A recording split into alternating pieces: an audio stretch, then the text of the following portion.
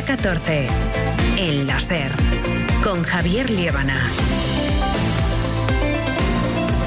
2:30, 1:30 en Canarias. Hay 3 palabras que estamos repitiendo hoy más de lo normal en prácticamente toda España. ¡Qué calor hace! Estamos todo el día en la sombra o nos paramos, compramos agua. Y aire acondicionado y ventilador a más no poder. Intento también a veces llevar como un flux con agua fría. Refrescos fríos, helados, café frío, todo frío. Para el calor, sobre todo, indispensable el agua. Realmente el calor me pone de mal humor. Estar en casa me tiene agobiada, o sea, yo me pongo el aire, me quedo ahí tirada y literalmente no salgo. El calor es que me agobia un montón siempre que hace Está siendo un día de tener cerca la sombra y el agua, ya sea en una botella, en una piscina o a la orilla del mar.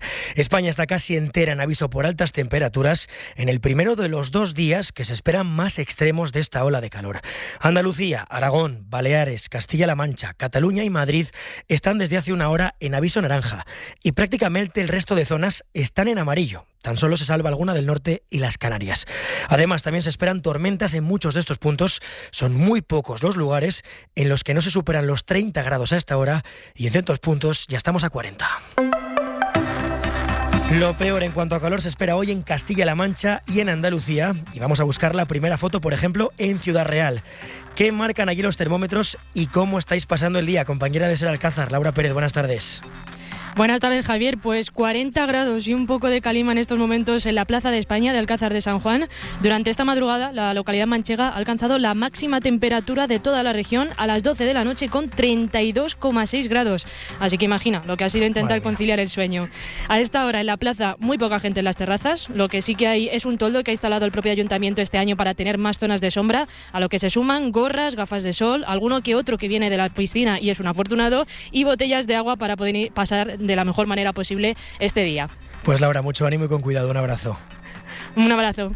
El sol también está pegando y mucho en Jaén. No sé si allí hemos superado ya los 40 grados y si se está pudiendo salir de casa o es un día más bien de sofá y aire acondicionado o ventilador. José Gómez, buenas tardes.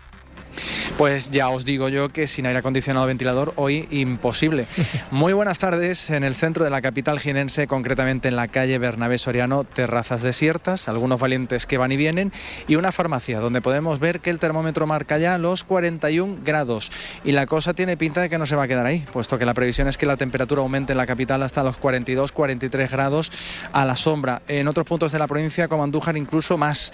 Así que hoy en la provincia de Jaén, sombrita, mucha agua de la nevera, aire acondicionado e intentar no salir a la calle, al menos en las horas centrales. Pues José, lo mismo, tener cerca la botella de agua, la crema y la gorra si salimos de casa. Gracias. Gracias, un abrazo. Estas próximas 48 horas van a ser las más extremas de esta ola de calor. Para mañana la EMET ha activado avisos rojos en el litoral sur de Valencia, de Alicante y en buena parte de Murcia.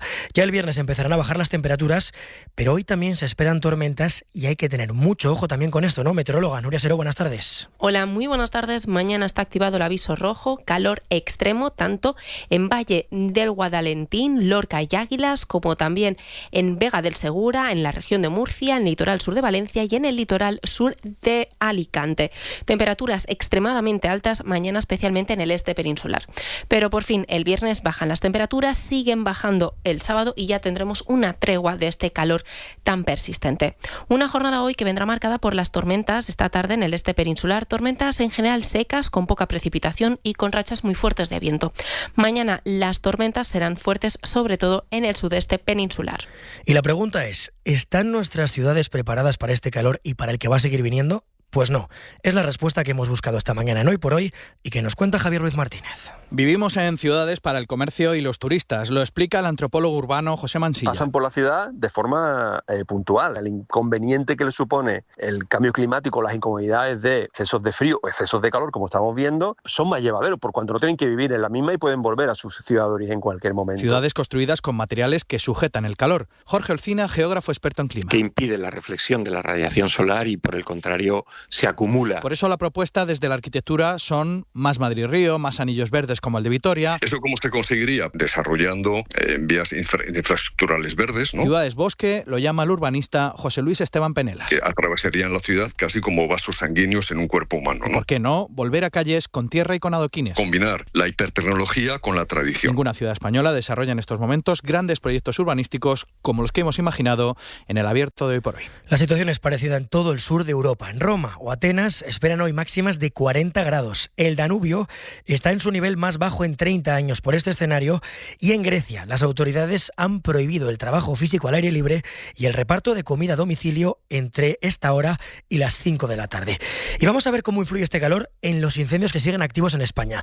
Según Copernicus, este año ya van más de 120.000 hectáreas arrasadas por el fuego en nuestro país. Es más del triple que en el mismo periodo del año pasado, que ya fue récord. El foco sigue puesto en Guadalajara. Allí hay 2 incendios activos. El de la Mierla, que es el peor en lo que va de año en España, ha quemado ya entre 30 y 32.000 hectáreas. Y en el puesto de mando avanzado ha estado esta mañana el presidente del Gobierno, Pedro Sánchez. España necesita un gran acuerdo, un gran pacto de Estado contra la emergencia climática. Porque no podemos acordarnos de los incendios o de las emergencias climáticas que derivan en emergencias de protección civil cuando se producen, sino que tenemos que hacerlo previamente. Tenemos que concienciar a la ciudadanía. Tenemos no que banalizar sobre los efectos de la emergencia climática, sino tomárnosla muy en serio. Y eso no es política, no es ideología, es ciencia, son datos. Por el momento, los vecinos de 5 pueblos desalojados por este fuego ya han podido volver a sus casas, pero aún quedan 29 localidades evacuadas. Aunque en la provincia preocupa el incendio de Selas, en la comarca de Molina de Aragón.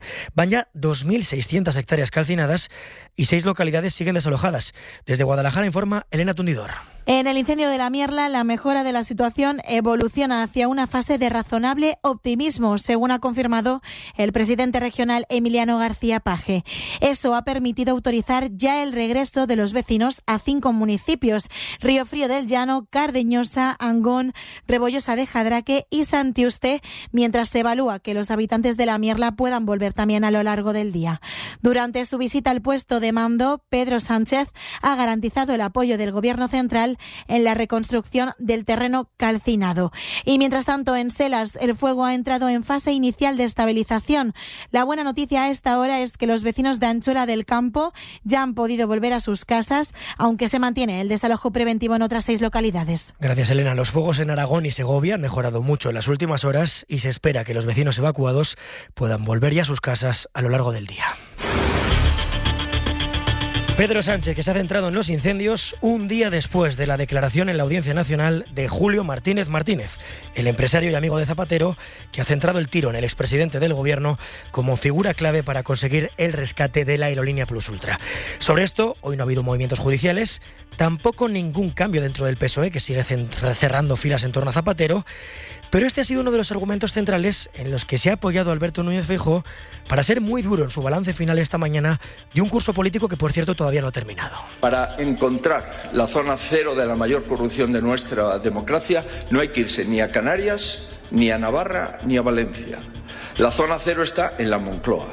El señor X es el propio Sánchez y su ausencia total de estándares morales. Miren, todos los casos y no falla. Sánchez es el nexo político corruptor. Como se esperaba, el líder del Partido Popular ha estado muy duro antes del parón veraniego, centrándose en las causas judiciales que afectan al PSOE y al Gobierno y en la idea de fin de ciclo, ¿no? Adriana Jordán, buenas tardes. Buenas tardes, sí. Feijóo ha hablado mucho de corrupción, tenía una lista preparada con acusaciones duras, en especial dirigidas a Sánchez y a su vínculo con Zapatero. Sin el rescate de Sánchez, Zapatero no habría podido cobrar mordidas. Es decir, sin Sánchez, Zapatero no habría podido delinquir. La corrupción le ha dado al líder del PP esa percha para hablar de tapa acabada y de una cuenta atrás para el cambio que dice Feijóo que va a traer el PP. El líder del PP ha aprovechado su discurso para presumir de una especie de mayoría en el Congreso. Feijóo ha incidido en que coinciden algunas votaciones con Vox, UPN y Junts, como la de la moción que pidió una convocatoria electoral. He votado y hemos coincidido Vox y Junts y UPN. Es una pena que el resto de los socios se conviertan en cómplices de un gobierno corrupto, pero esa no es mi responsabilidad. Empieza Feijóo el verano hablando de Junts como de un partido más, y aunque las filas del PP no abandonan del todo la idea de la moción de censura, en lo que inciden es en la petición de elecciones. Adri, hemos visto a un Feijóo ya sin complejos en su relación con la ultraderecha, después de un año en el que, si no lo había hecho ya, el PP se ha quitado la careta con Vox, pactando en los últimos meses en 4 comunidades autónomas. Feijóo no ha mencionado apenas a Vox, pero sí le hemos vuelto a escuchar asumir muchos muchos de los postulados de la extrema derecha, por ejemplo, en materia migratoria. Eso es, el líder del PP ha hablado de la migración como uno de sus ejes en los que quiere trabajar en su futuro gobierno, con un discurso con el que liga a los migrantes con el caos. La inmigración exige humanidad, pero también orden. Exige solidaridad, pero también reglas. Exige integración, pero también capacidad. Porque un gobierno debe valorar las consecuencias de sus decisiones. El líder del PP sigue insistiendo también en sus dudas sobre las nacionalizaciones y las regularizaciones, una prioridad que comparte con Vox. Por cierto, que sobre los pactos con Santiago Abascal los ha reducido a casi algo anecdótico, a una fórmula para dar estabilidad en 4 comunidades autónomas, mientras reconoce que sí tienen menos roces con Abascal e incluso una relación cortés. Adriana Jordán, gracias. Gracias, adiós. En este sentido, es muy relevante, y lo contábamos a las 2, que el término prioridad nacional ya aparece en un texto legal. Es en los presupuestos de la Comunitat Valenciana del PP, que se han aprobado esta mañana con el apoyo de Vox. Volvemos a Valencia, Ana Talens. Buenas tardes. Nada más acabar la votación, Juanfran Pérez Llorca ha estrechado la mano del portavoz de Vox, José María Llanos, que ha presumido de que por primera vez la prioridad nacional está en un texto legal. Pronto llegará a todo el territorio. Y acostúmbrense a escucharlo, porque la prioridad nacional ha llegado para quedarse. Y más pronto que tarde llegará a la normativa nacional. Por su parte, el presidente Juanfran Pérez Llorca afirma que tiene estabilidad, pero insiste en negar la prioridad nacional. Él reitera que se habla de arraigo. No distingue entre inmigrantes y personas nacidas aquí, por supuesto que no, jamás lo toleraría. Aquí se ha puesto en énfasis y en valor darle esa prioridad a aquellas personas que llevan más tiempo censadas en un municipio. Y los socialistas, por su parte, han anunciado que estudiarán cómo se aplica el término nacional para acudir al Constitucional, porque son unos presupuestos racistas.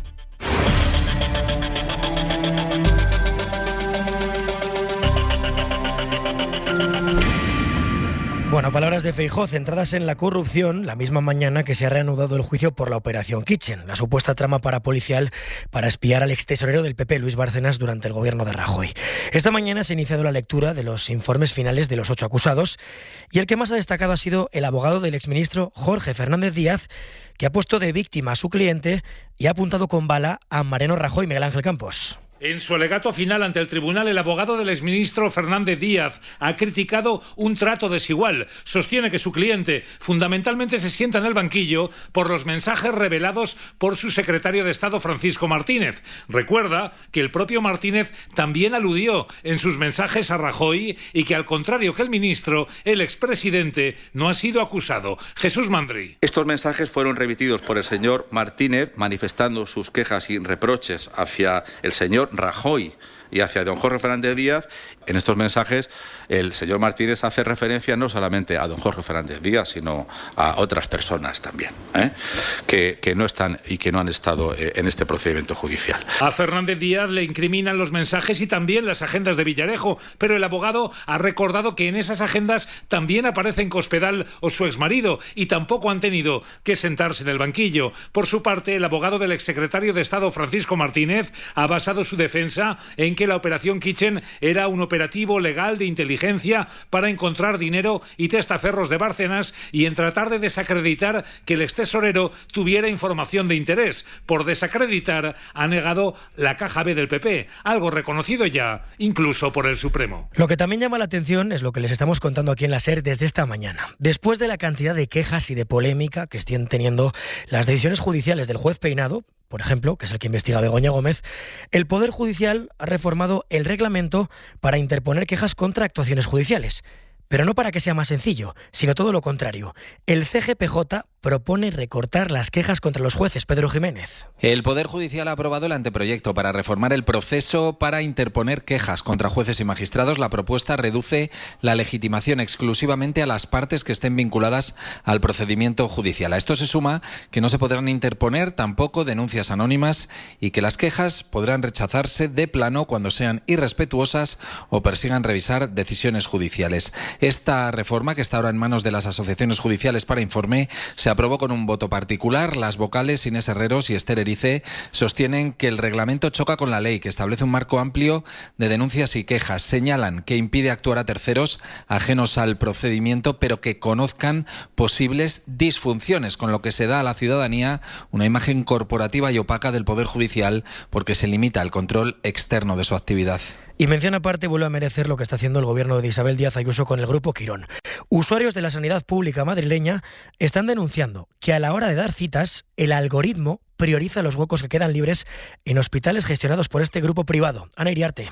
Una de esas usuarias, escucharemos su voz distorsionada porque quiere mantener el anonimato, explica que pidió su cita a través de la aplicación para su centro de referencia. La sorpresa, no había cita y le recomendaban 3 hospitales, el del Tajo, el de Villalba y el Rey Juan Carlos de Móstoles. Casualmente, 2 de estos centros gestionados por Grupo Quirón. No conforme, se presentó en su hospital. Quería conocer por qué no había citas. La sorpresa fue que sí que tenían citas, que aunque la aplicación me decía que no, allí mismo ellos me confirmaron, me dieron la cita y no para 6 meses, sino para a un mes vista. Pues sí, había cita y en menos de un mes, lo que contrasta con la aplicación. Además, ni siquiera están en su zona de referencia. Que tampoco te pillan cerca, porque, hombre, os repito que pasa que ante la necesidad, pues tú vas a donde tengas que ir. Pero sí, los hospitales que me daban, ni siquiera me daban otros hospitales por la zona, sino que eran hospitales bastante muy lejos de donde yo vivo y de mi zona de referencia. Y ante esto, desde el gobierno regional defienden la libre elección sanitaria. Aseguran que la preferencia es dar una alternativa si la fecha que le dan en su propio hospital supera los 90 días de espera.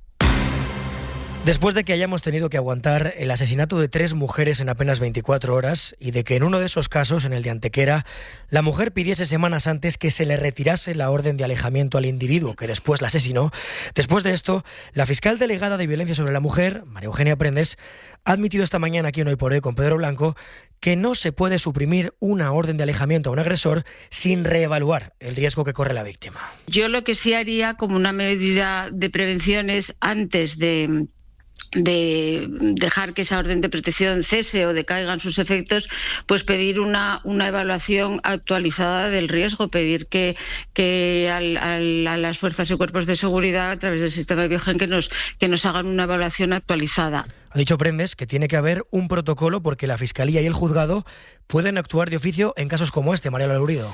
Buenas tardes, Levana. La fiscal reconoce la alarma social que han generado esos 3 asesinatos machistas en menos de 48 horas, 2 de ellos los de Málaga, inactivos en el Biogen, pero no cree que se pueda hablar del fallo del sistema.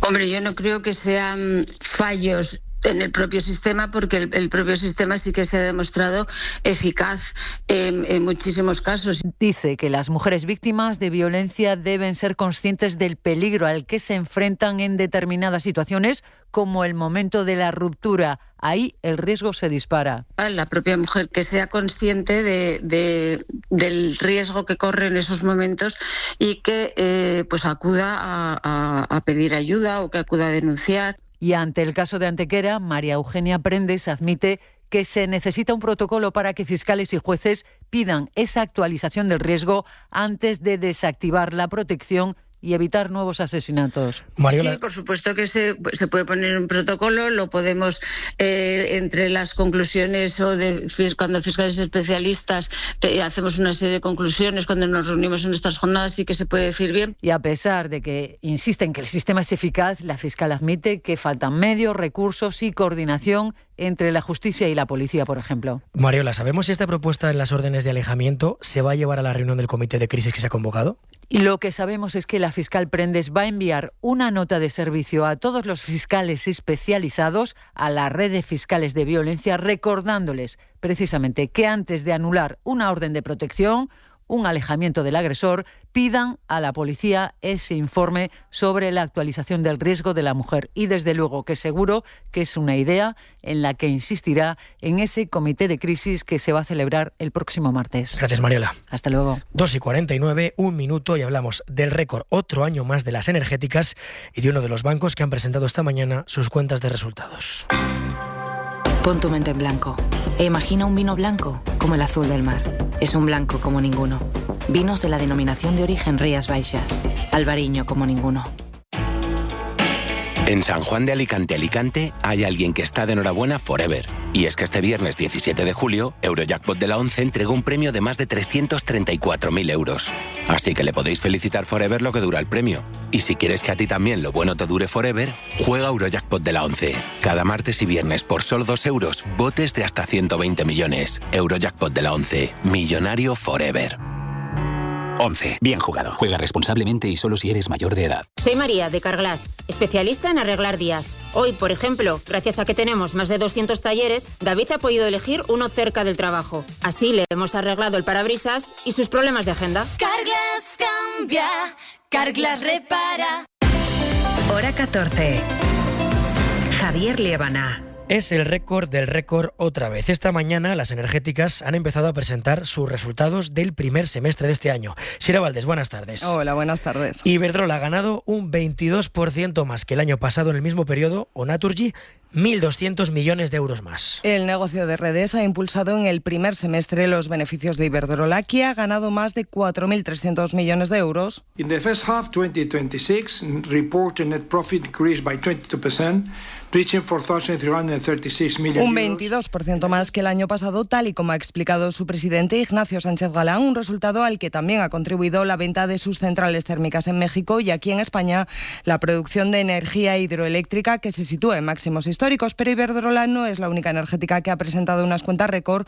Coincidiendo con la crisis en Oriente Próximo, también Naturgy ha ganado más que nunca, un 6% más respecto al mismo periodo del año pasado, más de 1.200 millones gracias al encarecimiento del gas natural, lo que ha permitido a la compañía además mejorar sus previsiones para este año.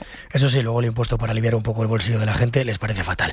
Bueno, esto en cuanto a las energéticas, pero también ha presentado resultados el Santander, también con beneficios récord, casi 9.000 millones de euros en estos 6 meses. Exactamente, el Banco Santander ha ganado en esta primera mitad del año 8.973 millones, un 31% más que en el mismo periodo del año pasado, un resultado impulsado por el incremento de los márgenes de intereses y de las comisiones, así como el aumento de clientes. Héctor Grisi es el consejero delegado de la entidad. Hemos registrado un fuerte crecimiento de los ingresos apoyado en el margen de interés, que creció un 6%, así como comisiones récord con un crecimiento del 7%, aumentando en todos los negocios y países. Un resultado que también recoge el impacto positivo de la venta de su negocio en Polonia y los costes de reestructuración por la compra del británico TSB al Sabadell. Y si no se tienen en cuenta estos ingresos, el beneficio orgánico es algo menor, en torno a 7.300 millones, lo que aún así representa un incremento del 15% con respecto al año pasado. Sira, gracias. Gracias. El que también ha presentado resultados, pero en este caso de lo que le está costando la guerra contra Irán, es Estados Unidos. El vicepresidente J.D. Vance dijo esto hace unos meses. Que no estaban interesados en un conflicto largo en Irán. Bueno, pues 5 meses después, la guerra le ha costado ya 37.500 millones de dólares.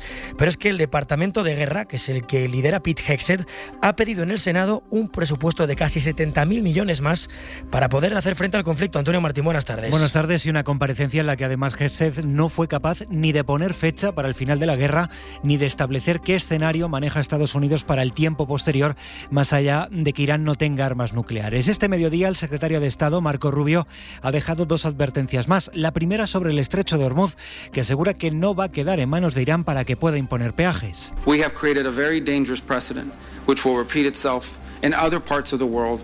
Crearíamos un peligroso precedente para el comercio mundial, ha dicho. La segunda advertencia: cree que Irán no se toma en serio las negociaciones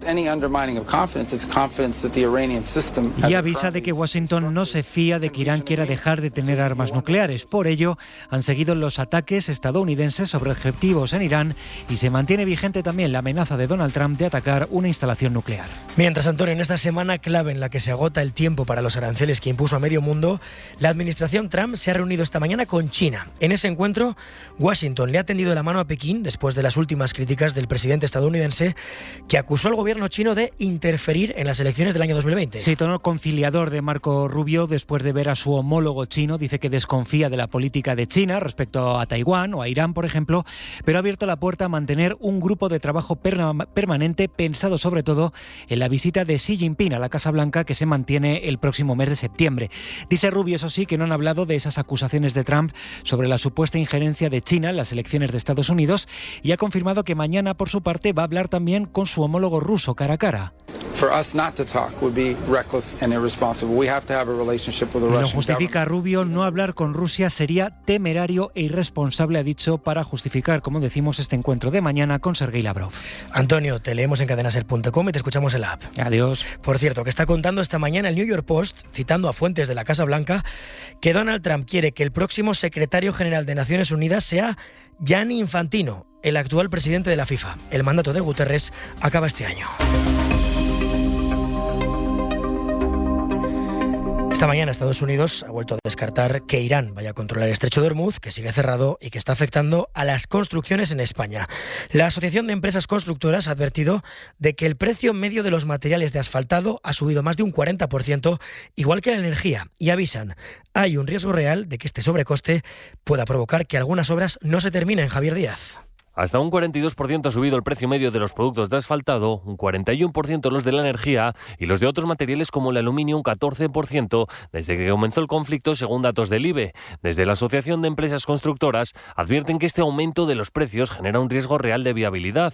El sobrecoste medio generado por el conflicto de Hormuz ya supera el beneficio medio de las obras, ya no compensa construir, por lo que las miles de obras que están activas estarían en riesgo. Piden al Gobierno aplicar medidas excepcionales de revisión de precios que incluyan los costes de energía y de la mano de obra. Lo consideran una situación excepcional que genera efectos inflacionistas similares a los del COVID o la guerra de Ucrania. ¿Y qué pasa si nadie supervisa lo que hace la inteligencia artificial? Pues lo que le ha ocurrido a OpenAI, la empresa más importante del mundo en este sentido, que la IA se desboca. Ahora lo contamos. Consigue tu alarma llamando a Movistar Prosegur Alarmas al 900-351-351, con instalación gratis y cámara gratis. Y así en la cabeza, en vez de tener lo de los robos, tienes esto. Movistar Prosegur Alarmas. Pon tu mente en blanco e imagina un vino blanco como el azul del mar. Es un blanco como ninguno. Vinos de la denominación de origen Rías Baixas. Albariño como ninguno. Hora 14. Javier Liebana. OpenAI ha reconocido que uno de sus modelos ha hackeado a otra empresa de manera autónoma. La creadora de ChatGPT ha informado de este incidente cibernético sin precedentes, así es como lo ha llamado, después de que nadie supervisase a la IA en un proceso de pruebas. Nos lo cuenta Pablo Anzola. Buenas tardes. Sí, los agentes de inteligencia artificial se entrenan en algo así como un laboratorio hermético, pero algo ha fallado mientras se evaluaba uno de los más avanzados de OpenAI. De forma autónoma, sin supervisión humana, se ha saltado las salvaguardas, ha accedido a Internet y ha terminado robando centenares de credenciales de otra empresa tecnológica. Es un hackeo que, aunque no ha sido malicioso, dice la empresa de ChatGPT que no tiene precedentes y que llega mientras aumentan las preocupaciones por las brechas de ciberseguridad inexploradas que está planteando la inteligencia artificial.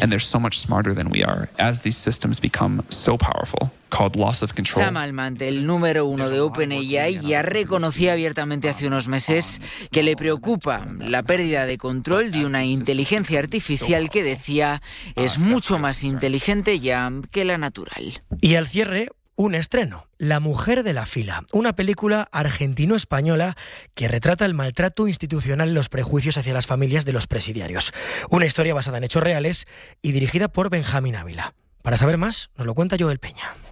No es habitual que los dramas carcelarios en el cine salgan de la celda para poner el foco en las familias de las personas presidiarias. ¿No escuchás lo que te estoy diciendo? Que mi hijo está adentro y que no me voy de acá hasta que no me dejen verlo. La mujer de la fila denuncia las trabas burocráticas y la falta de empatía por parte de las autoridades encargadas de gestionar las visitas. Esto no es un jardín infante, hable con su abogado. Andrea es una mujer de clase media que se enfrenta al encarcelamiento de su hijo, no comprende los motivos de su detención y hay días en los que ni siquiera puede comunicarse con él. Natalia Oreiro es la actriz protagonista. No es suficiente la condena que está pasando ese detenido y lo que sufre la familia por tenerlo allí, sino que son culpabilizadas también por el hecho que haya cometido o no de familiar. Una fotografía de los prejuicios hacia los presos y su entorno, construida desde el activismo argentino por blindar los derechos de las familias de personas privadas de libertad.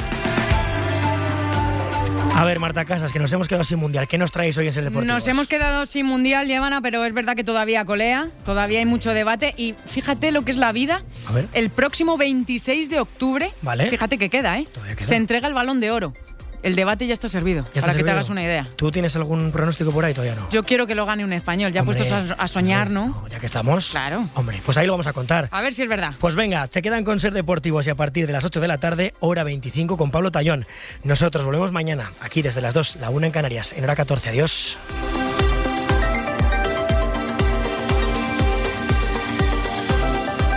Hora 14. Suscríbete ya en la app de la SER, en nuestra web o búscanos en tu plataforma de audio favorita.